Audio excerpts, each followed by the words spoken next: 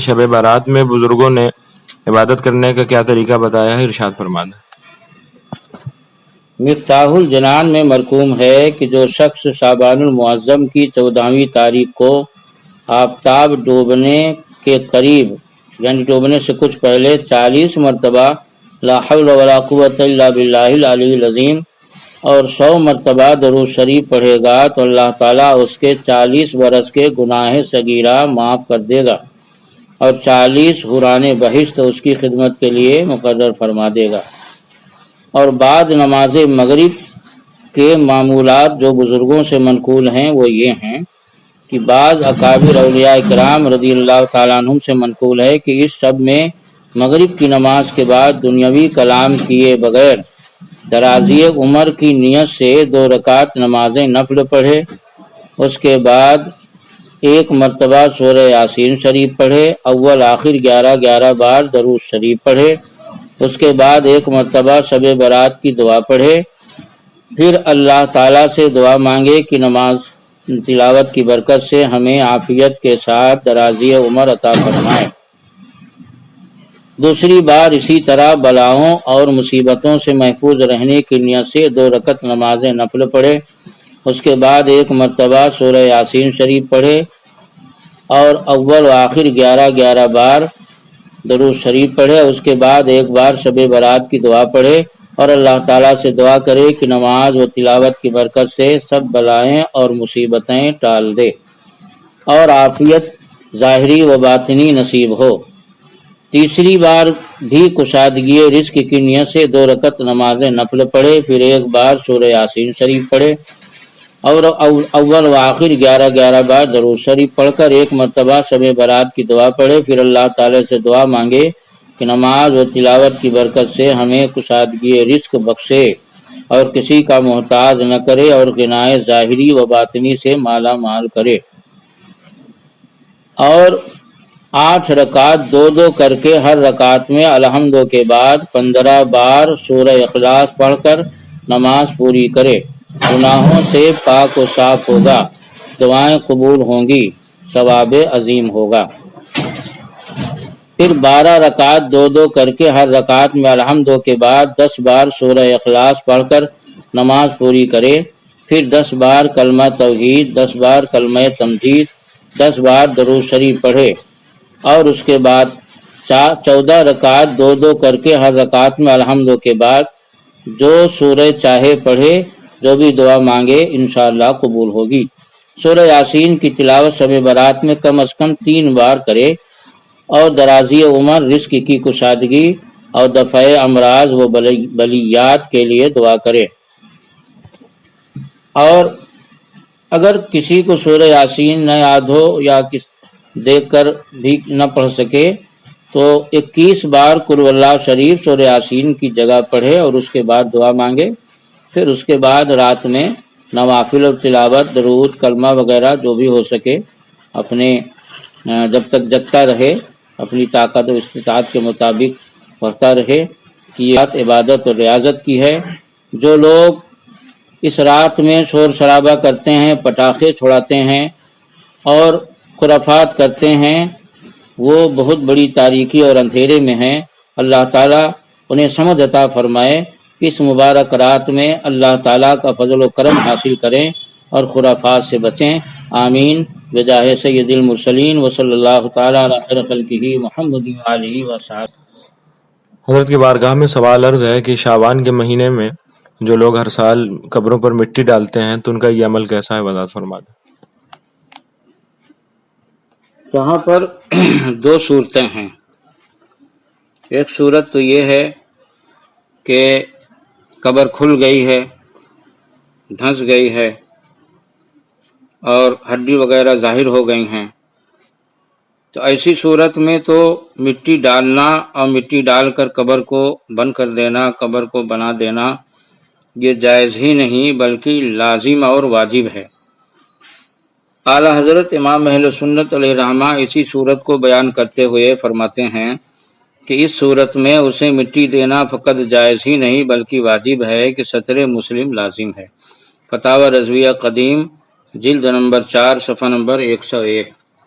اور دوسری صورت یہ ہے اس کی کہ قبر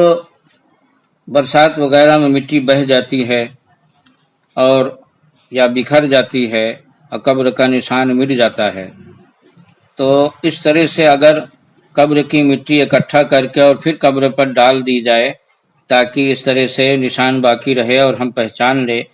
کہ یہ ہمارے فلاں کی قبر ہے یا فلاں کی قبر ہے، یعنی اس لیے مٹی ڈالنے کے نشان باقی رہے، تو اس میں بھی شرعاً کوئی حرج نہیں، کیونکہ اس کی اصل شریعت میں موجود ہے، اور جس چیز کی اصل موجود ہوتی ہے تو وہ چیز جائز ہوتی ہے، اور اس کو بلا وجہ ناجائز نہیں کہا جا سکتا ہے، کیونکہ اصول کا قاعدہ ہے کہ الحکم یدور مع علتہ، یعنی حکم کا مدار علت ہے، اور جب علت اور اصل موجود ہوگی جائز کی تو وہ چیز جائز ہوگی، اور ناجائز کی تو وہ ناجائز ہوگی۔ مشکوٰۃ شریف کتاب الجنائز باب الدفن میں بروایت ابو داود ہے کہ جب حضور صلی اللہ علیہ وسلم نے حضرت عثمان ابن مظعون رضی اللہ تعالیٰ عنہ کو دفن فرمایا تو ان کی قبر کے سرہانے ایک پتھر نصب فرمایا اور فرمایا کہ اعلموا بہا قبر اخی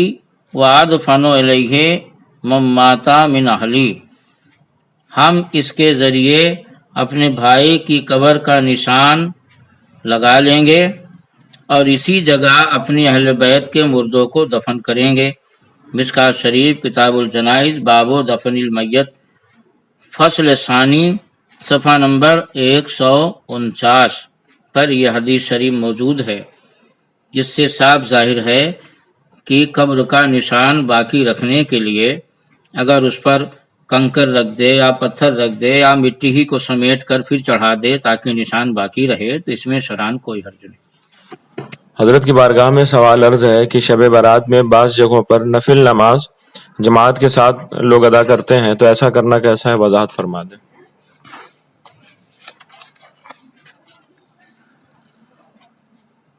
نفلی نماز کے بارے میں فقہا کے درمیان اختلاف ہے، اور مگر جس مسئلے میں اختلاف ہو تو اس مسئلے میں اس مسئلے پر عمل کیا جاتا ہے جو مفتیٰ بہی ہو، یعنی جس پر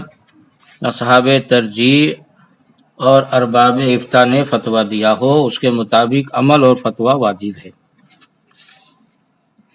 تو نفلی نماز کے بارے میں جماعت سے پڑھنا جہاں تک مسئلہ ہے تو اس کے بارے میں فتویٰ یہ ہے کہ اگر ہمیشہ جماعت سے پڑھا جائے تو یہ مکروہ تحریمی ہے، اور اگر احیاناً یعنی کبھی کبھار کر لیا جائے تو یہ جائز ہے،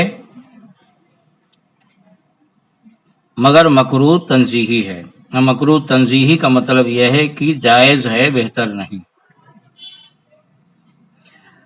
تو جو لوگ شب برات یا شب قدر وغیرہ میں اس نیت سے جماعت سے صلاۃ التسبیح وغیرہ پڑھاتے ہیں یا اور نفلی جماعت کرتے ہیں تاکہ عوام قریب آئیں اسی بہانے اور ان کو کچھ واعظ و نصیحت کی جائے اور ان کو ذکر خیر سے قریب کیا جائے، تو یہ اچھی بات ہے،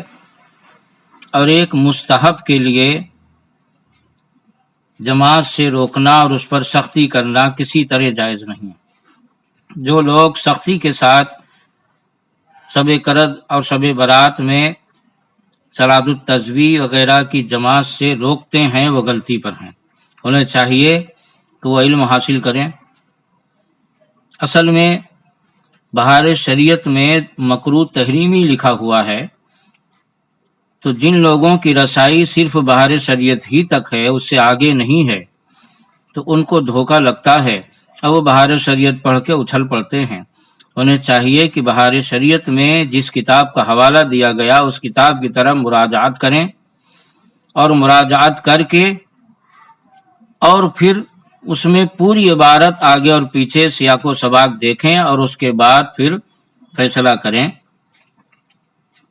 بہار شریعت میں شامی کا حوالہ دیا گیا ہے، اور شامی میں جو کچھ ہے اس کا ماحصل یہ ہے کہ اگر ہمیشہ جماعت کیا جائے، یعنی مواظبت علی المواظبت اور علی الدوام ہمیشہ کیا جائے، تو یہ بدعت اور مکروہ ہے، جس کو مکروہ تحریمی اور ناجائز بھی کہہ سکتے ہیں۔ اور اگر کبھی کبھار کر لیا جائے تو اس میں شرعاً کوئی حرج نہیں ہے، صرف مکروہ تنزیہی ہے، اور مکروہ تنزیہی جائز ہوتا ہے، ناجائز و حرام نہیں ہوتا۔ تو شامی کی اس تفصیل سے بہار شریعت اور فتاوی رضویہ میں جو بظاہر تضاد ہے اس کا بھی جواب ہو جاتا ہے کہ بہار شریعت میں جو مکروہ تحریمی لکھا اس کا مطلب ہے کہ جب نفل کی جماعت علی المواظبت کیا جائے، یعنی ہمیشہ، تب مکروہ تحریمی ناجائز ہے۔ اور فتاوی رضویہ میں جو جائز لکھا ہوا ہے اس کا مطلب یہ ہے کہ احیاناً، یعنی کبھی کبھار کر لیا جائے تو جائز ہے۔ اور میں نے جو شامی کا مطلب بیان کیا ہے، تو شامی کی پوری عبارت شامی شریف جلد دوم صفحہ نمبر 49 پر اس طرح ہے، وہ عبارت آپ بھی سنیں۔ حضرت علامہ شامی رحمۃ اللہ علیہ فرماتے ہیں، فی الحلیہ الظاہر ان الجماعت فیہ غیر مستحبۃ ثم ان کان ذلک احیانا کان مباحا غیر مکروہ وان کان علی سبیل المواظبۃ کان بدعۃ مکروہۃ لأنہ خلاف المتوارث۔ یہ عبارت شامی کی ہے، جس کا مطلب یہ ہے کہ حلیہ میں ہے کہ ظاہر یہ ہے کہ نفل کی جماعت مستحب نہیں ہے، یعنی تنہا تنہا پڑھنا مستحب ہے، اور اگر جماعت سے پڑھیں تو جائز ہے۔ ثم ان کان ذالک احیانا کان مباحا، پھر اگر یہ احیانا یعنی کبھی کبھار ہو جائے تو جائز ہے، مکروہ نہیں ہے۔ وان کان علی سبیل المواظبۃ، اور اگر بطور مواظبت کے یعنی ہمیشہ جماعت کی جائے تو کانا بدعۃ مکروہۃ، تو یہ بدعت مکروہہ ہے، لأنہ خلاف المتوارث، کیونکہ یہ متوارث طریقہ کے خلاف ہے۔ تو آدمی کو چاہیے کہ جتنی رسائی ہو اور جتنا علمی مبلغ ہو اتنا ہی بات کرے، اور بلا وجہ لوگوں میں چھوٹی چھوٹی بات اور چھوٹے چھوٹے مسائل میں فتنہ فساد کرنا اچھی بات نہیں ہے۔ ایک صاحب کا ایک دن میرے پاس فون آیا، تو کہنے لگے کہ ہمارے پیر صاحب نے تو ناجائز کہا ہے کہ نفل کی جماعت مکروہ تحریمی ہے، اور ایسے پیر صاحب کا وہ حوالہ دے رہے تھے جو زندگی بھر دیوبندیوں کا نکاح پڑھائے اور نماز جنازہ پڑھائے، دیوبندیوں کو خوش کرنے کے لیے، اور صلاۃ التسبیح کی جماعت کو حرام کہہ رہے ہیں، یعنی جو واقعی حرام ہے اس کو تو جائز سمجھتے ہیں، اور جو جائز ہے اس کو حرام کہہ رہے ہیں۔ ہم نے کہا آپ کے پیر صاحب کیسے ہیں؟ بھائی پیر کے لیے یہ شرط ہے کہ عالم ہو اور باصلاحیت عالم ہو، بعمل عالم ہو، یہ نہیں کہ 10 سال لے لیا اور پہلی فارسی نہیں آتی تو ایسے کو شریعت عالم نہیں مانتی ہے، عرفوں میں لوگ مانا کریں۔ تو اب بتائیے، جس کو فتاوی رضویہ تک کا مطالعہ نہیں، وہ پیری مریدی کر رہا اور مریدین کو اس قدر اندھا بنا دیا ہے کہ وہ جائز کو بھی حرام کہتے پھر رہے ہیں۔ ہم نے کہا بھائی یہ فقہی مسئلہ ہے، شرعی مسئلہ ہے، جو فقہی کتابوں اور شرعی کتابوں سے حل ہوگا۔ میں شامی کا حوالہ دے رہا ہوں، میں فتاوی رضویہ جیسی معتبر کتابوں کا حوالہ دے رہا ہوں جس میں راجح اور مفتبہی مسائل لیے گئے ہیں، اور آپ پیر صاحب کا حوالہ دے رہے ہو، تو کیا آپ کے پیر صاحب کوئی کتاب ہیں کیا؟ فقہ کی کسی کتاب کا نام پیر صاحب ہے؟ ہم کتاب کا حوالہ دیں، آپ بھی کتاب کا حوالہ دیجیے۔ تو اسی لیے کہا جاتا ہے، اور شریعت کا مسئلہ ہے کہ بھائی پیر کا عالم باصلاحیت و بعمل ہونا ضروری ہے، ورنہ ظاہر سی بات ہے وہ جب جاہل ہوگا تو حرام کو حلال اور حلال کو حرام کہے گا۔ اب پیر کا مقصد ہے مریدوں کو فیضان پہنچانا، تو صاحب وہ فیضان کے بجائے حیضان پہنچا دے گا، تو جو کچھ تھا وہ بھی چلا جائے گا، مزید کیا ملے گا؟ خیر، تو فتویٰ اس پر ہے کہ نفل کی جماعت اگر کبھی کبھار کر لیں، شب برات، شب قدر وغیرہ میں، تو جائز ہے، صرف مستحب کے خلاف ہے، مستحب کے خلاف جو ہوتا ہے وہ جائز ہوتا ہے۔ اعلیٰ حضرت امام اہل سنت مجدد دین و ملت علیہ رحمہ لمبی چوڑی تفصیل اور تحقیق کرنے کے بعد جو مختصر اور ماحصل نکالتے ہیں تو اس میں فرماتے ہیں پھر اظہر یہ کہ یہ کراہت صرف تنزیہی ہے، یعنی خلاف اولا مخالفت توارث، نہ تحریمی کی گناہ و ممنوع ہو۔ فتاوی رضویہ قدیم جلد نمبر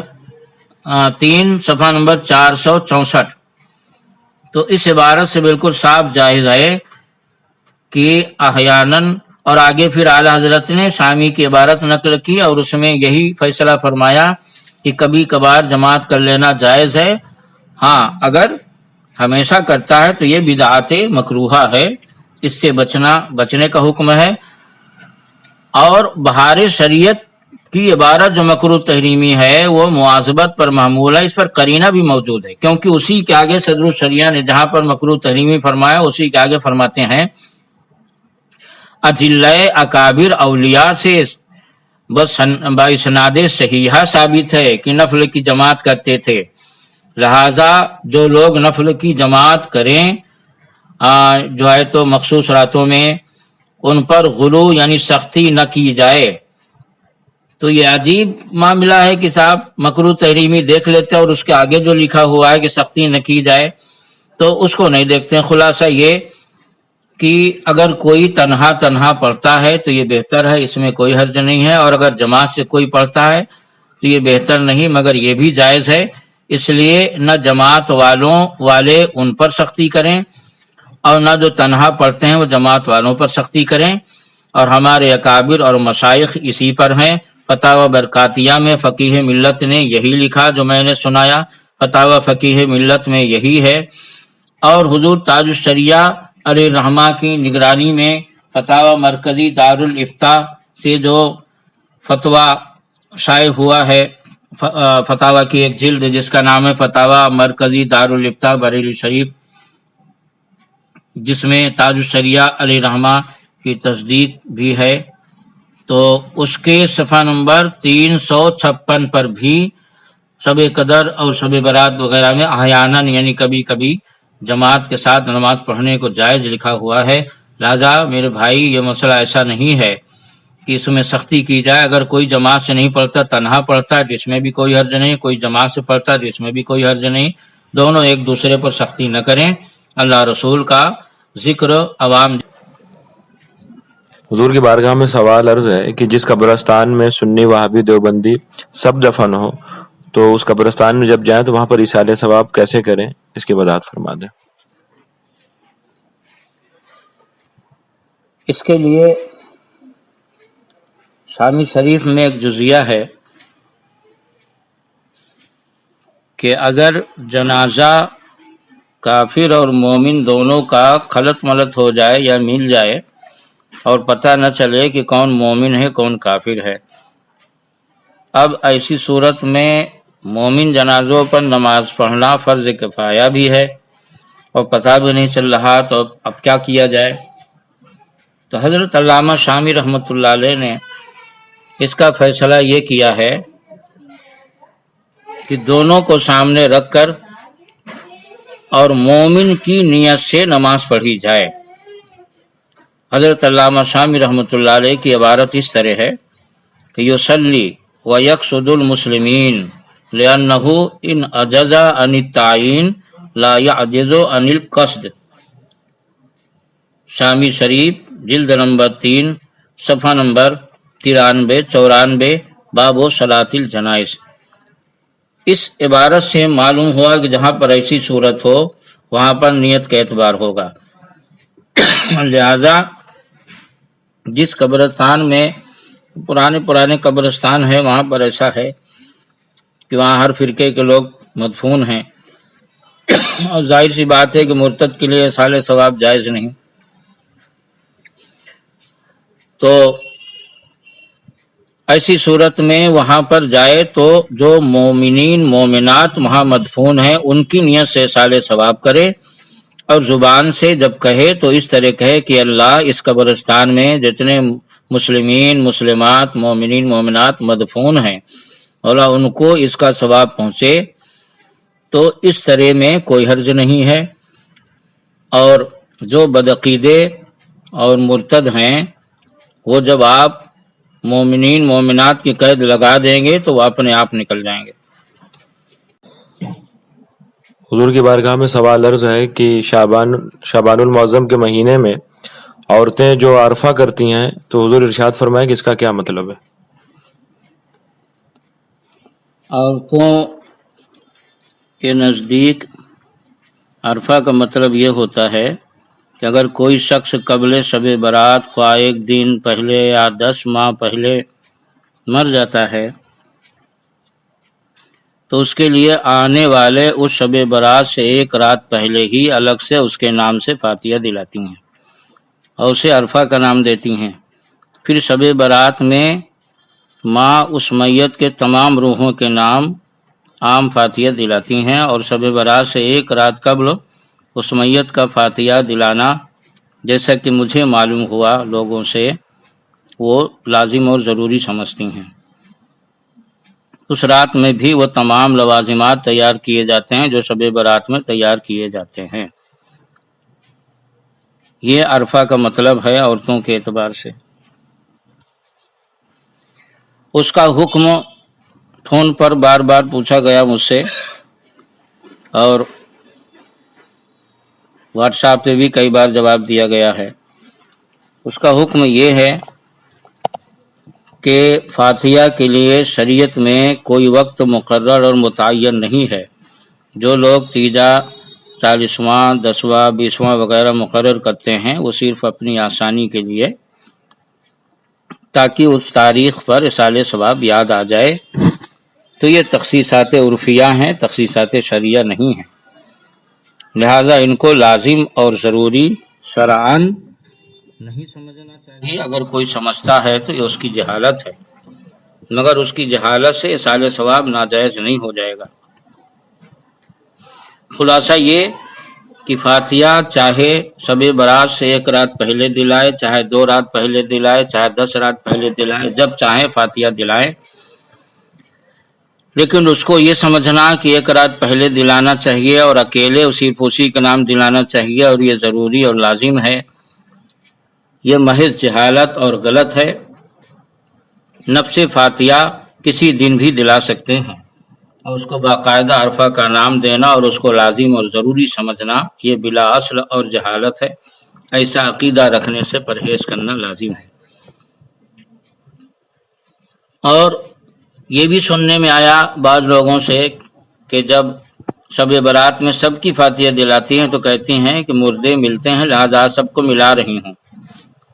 یہ بھی ان کی جہالت ہے، بے اصل ہے، اس کی کوئی اصل نہیں۔ اعلیٰ حضرت امام اہل سنت مجدد دین و ملت قاطع شرک و بدعت